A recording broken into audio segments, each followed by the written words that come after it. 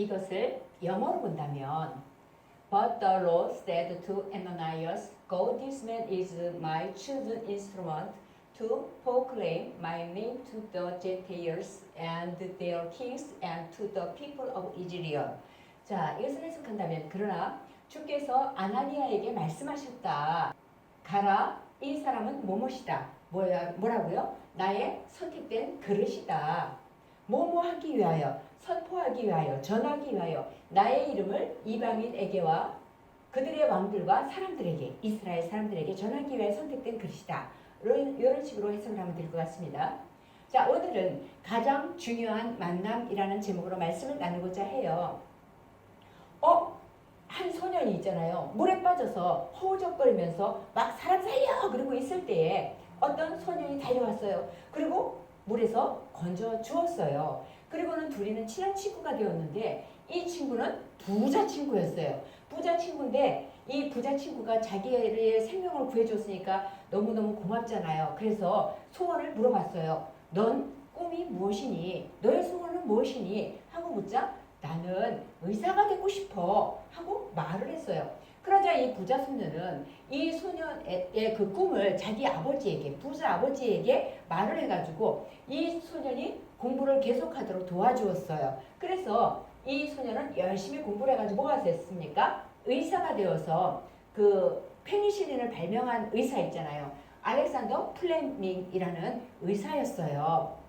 그런데 이 알렉산더 플레밍이 있잖아요. 그 페니실린을 발견한 지 얼마 되지 않았을 때에 이 부자 친구가 그 폐렴으로 위독한 상태에 빠졌다는 소식을 급하게 듣게 되었어요. 그러자 자기가 발견한 그 페니실린을 가지고 가서 이 친구를 살려냈어요. 그 친구가 누구냐면요. 이 부자 친구는 제2차 세계대전을 종전으로 이끈 세계대전을 갖다 전쟁을 끝내게 했던 영국의 총리 윈스턴 처칠이었어요.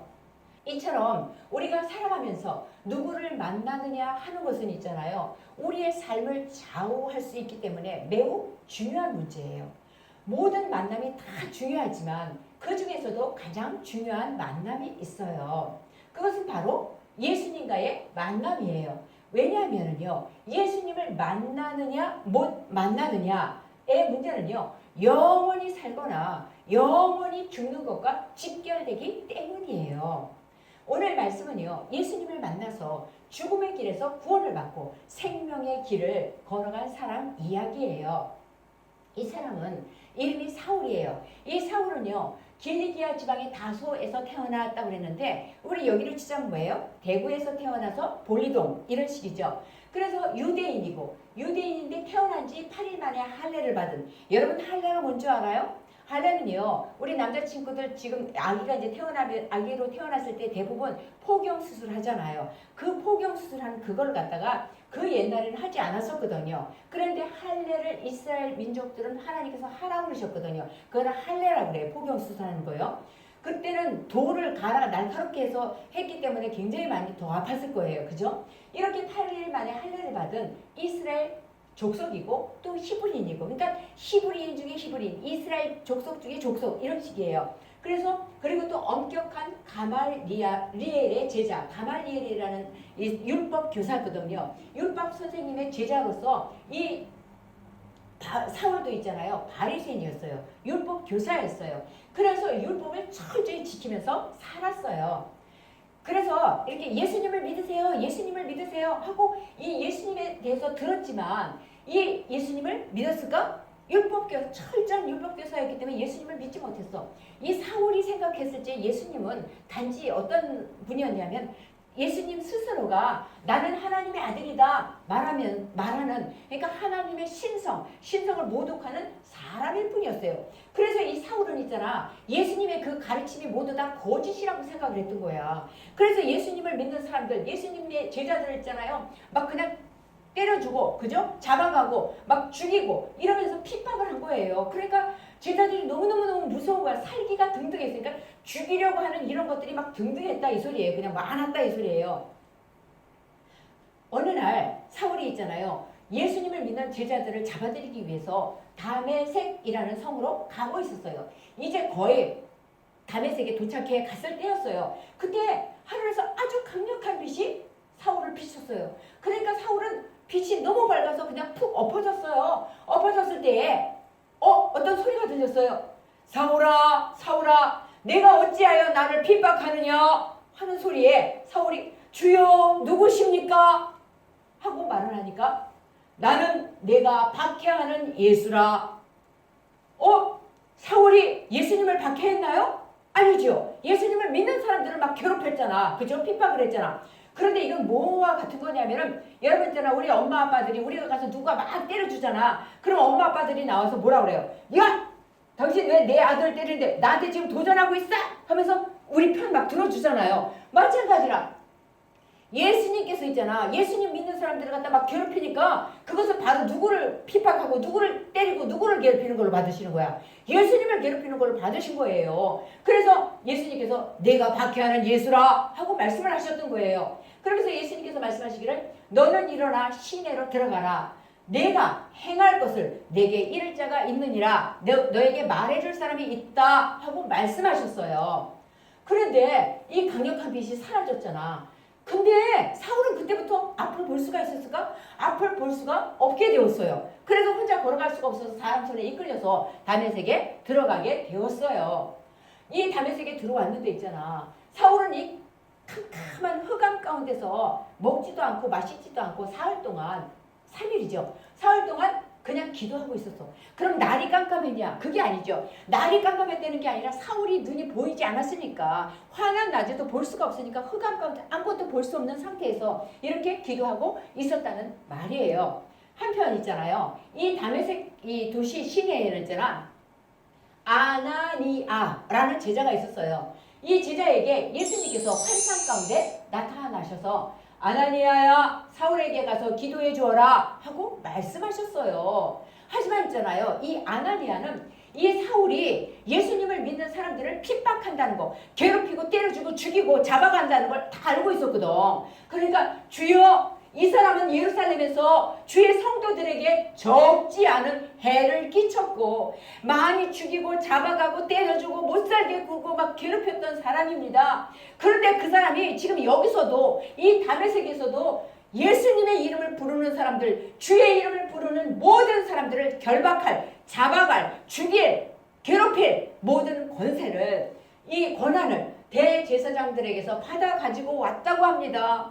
그런데 어떻게 그 사람에게 가서 기도를 해줍니까? 어떻게 안수를 해줍니까? 예수님 위험합니다 하고 말을 했어요. 그러자 예수님께서는 이 사울은 내 이름을, 예수님의 이름을 이방 사람들과 안 믿는 다른 나라 사람들과 왕들에게 그리고 이스라엘 자손들에게 전할 예수님께서 택한, 하나님께서 택한 그릇이다. 사울이 예수님을 위하여 많은 고난을 받을 것이다 하고 말씀하셨어요. 그래서 아나니아는 예수님 말씀에 순종해서 사울이 머물고 있는 집으로 찾아갔어요. 그리고 아나니아는 사울이 있는 곳에서 안수를 해주니까 이 사울의 눈에서 비늘 같은 것이 벗겨지더니 다시 볼 수 있게 되었어요. 그래서 사울은 어떻게 되었어요? 세례를 받았어요. 이렇게 있잖아요. 예수님을 몰랐던 이 사울은 있잖아. 그저 죽음의 길로 가고 있었잖아. 그런데 예수님을 만나서 변화된 이 사울의 삶은 새롭게 변화가 되었어요. 이 새롭게 변화된 사울의 모습은요. 예수님을 믿는 사람들을 어떻게 했습니까? 그냥 막 때리고 막 괴롭히고 잡아가고 죽였었잖아. 그런데 이제는 어떤 모습이 되었어요? 예수님을 전하는 모습이 되었어요. 복음을 전하는 사람이 되었고요. 교회를 세우며 예수님을 위하여 자신의 생명을 바치는 삶으로 바뀌었어요. 사울은 있잖아요. 예수님을 모르는 사람들에게 복음을 전하려고 이 바다에 그 풍랑 이렇게 바람이 불면 막 이렇게 뒤집히고 막 풍랑이 일어나잖아요. 이런 모든 풍랑과 이런 속에서도 그 어려움을 뚫고 막 복음을 전하러 갔고요. 또 뜨거운 사막을 가로질러 막 복음을 전하러 막 갔어요. 그리고 막 추운 날에도 막 그 추운 것을 견디면서 복음을 전했고요. 또 배가 고파도 그냥 꼭 참고 복음을 전했고요. 그러다 막 돌로 맞고 막 죽을 정도로 맞으면서도 인내하면서 복음을 전하다가 또 감옥에 갇혔어요. 이 감옥에 갇혔을 때도요, 이 그러니까 사울은 있잖아요. 쉬지 않고 교회에 편지를 써서 복음을 전했어요. 이처럼 사울은 예수님을 만나서 생명을 얻었잖아요. 생명을 얻고 자기가 생명을 얻은 이 사실을 또 다른 사람들에게도 이 사실을 전한 거야. 복음을 전하면서 다시 다른 사람들의 생명을 살리는 길을 걷게 되었어요.